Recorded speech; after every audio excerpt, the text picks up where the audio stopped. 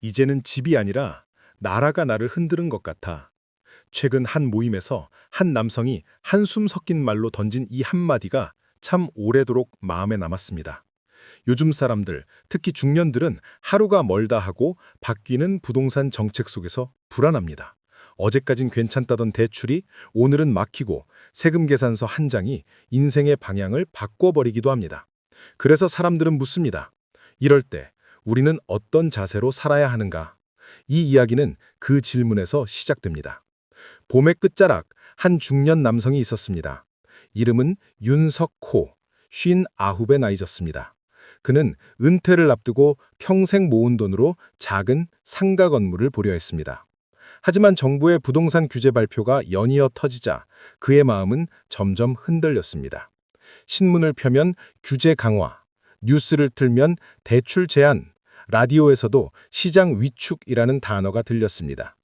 그는 낮에는 숫자를 세며 불안했고 밤에는 잠을 이루지 못했습니다. 그의 아내는 어느 날 말했습니다. 여보, 너무 집에만 신경 쓰지 마요. 우리 인생의 중심은 아직 우리잖아요. 그 말에 그는 잠시 눈을 감았습니다. 내가 돈에 흔들리고 있는 걸까? 아니면 시대에 흔들리고 있는 걸까? 그날 밤 석호 씨는 오래된 다이어리를 펼쳤습니다. 젊은 시절 그는 이런 글을 써두었더군요. 집은 머무는 곳이지 인생의 목적이 아니다. 그 문장을 읽는 순간 묘한 감정이 밀려왔습니다. 그때의 자신은 지금보다 훨씬 담대했고 단단했습니다. 그는 깨달았습니다. 규제와 정책이 내 삶을 흔들 수는 있지만 내가 나 자신을 흔들지만 않는다면 어떤 정책 속에서도 중심은 잡을 수 있다는 것을. 이때부터 석호 씨의 태도가 달라졌습니다. 그는 규제를 피하는 법을 찾지 않았습니다. 대신 규제 속에서도 내 삶을 지키는 법을 연구하기 시작했습니다. 정부의 발표문을 꼼꼼히 읽고 전문가들의 해설을 정리하며 자신의 자산 구조를 새롭게 설계했습니다. 그리고 놀랍게도 그는 규제가 오히려 기회가 될 수도 있다는 걸 깨달았습니다. 예를 들어 대출이 막히면 무리한 투자가 줄고 세금이 늘어나면 불필요한 욕심을 내려놓게 되었습니다. 그는 말했습니다. 결국 규제는 나를 멈추게 만드는 게 아니라 내 욕심을 비추는 거울이더군요. 그 말에 주변 사람들은 고개를 끄덕였습니다. 어쩌면 부동산 정책보다 더 중요한 건 그 정책을 대하는 우리의 마음가짐일지도 모릅니다.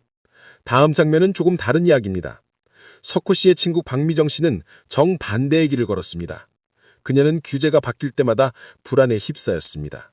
하루는 세금을 피하려고 매물을 급히 내놓았다가 손해를 보고 또 하루는 금리가 내린다는 소식에 무리하게 대출을 받았습니다. 결국 그녀는 말했습니다.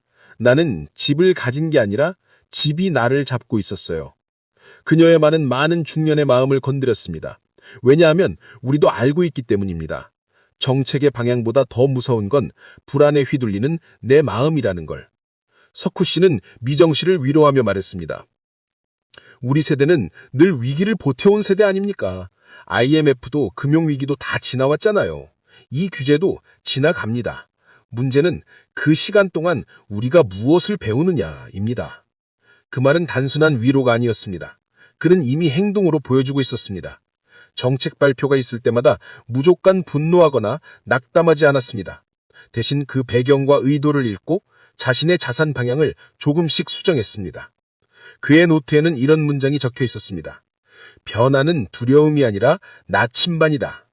시간이 흘러 그는 더 이상 규제 뉴스를 무겁게 받아들이지 않았습니다. 이제는 정부의 발표가 나오면 커피 한 잔을 내려놓고 이렇게 말했습니다. 좋아, 이번엔 어떻게 나올까? 이번엔 또 뭘 배울 수 있을까? 그의 표정에 여유가 있었습니다.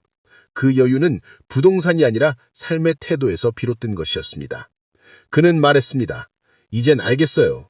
규제를 두려워하는 사람은 결국 돈에 매인 사람이고 규제를 받아들이는 사람은 자신을 아는 사람입니다. 이쯤에서 우리는 생각하게 됩니다. 중년 이후의 삶에서 진짜 지혜란 앞으로 집값이 오를까 내릴까를 맞히는 능력이 아닙니다.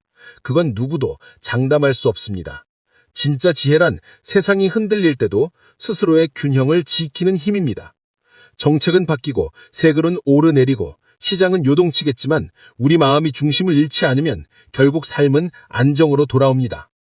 이건 단순한 경제 이야기가 아닙니다. 이건 삶을 어떻게 바라볼 것인가에 대한 이야기입니다. 부동산 규제 정책을 준비하는 중년의 자세란 단순히 법과 숫자를 외우는 것이 아니라 내 삶의 방향을 점검하는 과정입니다.